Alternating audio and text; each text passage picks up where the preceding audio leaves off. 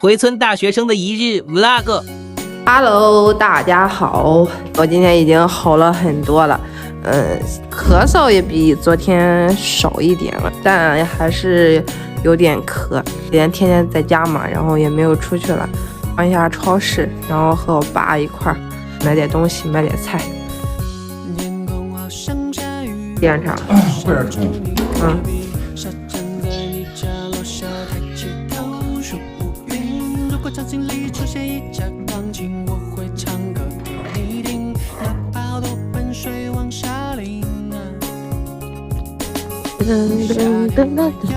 戴口罩了吧？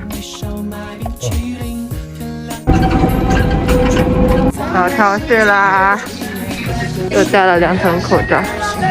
拿个胡子，拿这儿，2块3毛9一斤。还写绿了，我觉得3、4个就够了。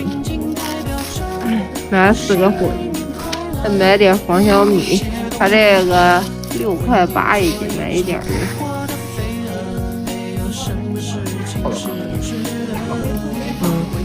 买了点红枣，买了这些东西回去啦。现在已经下午5点钟了，中午不是买的那个小米和大米吗？我想晚上熬个就是大米南瓜粥，然后再炒个西葫芦就可以了。南瓜刚刚已经切好了，现在给它倒进锅里，然后加水，放入大米。这是下午买的4个西葫芦啊，今天晚上炒2个西葫芦，给它洗一下。马良，你今天咋样？好点了吧？啊，真的咳嗽呢，今天好点了。吃药都行，吃感冒药都有，吃甘草片都行。给留了个例。开始吃饭，熬的那个小米大米粥，然后炒的西葫芦，这个芹菜。基本上后边拿馍去的时候冻的包嘛，还有馍在这？有，还有2、3个，还是那就过年了。哎呀，可愁乎人。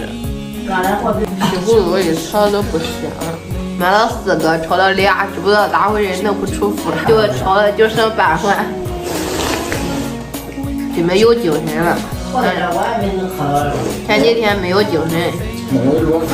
那今天视频就这样了，我们来吃饭了，拜拜，拜拜。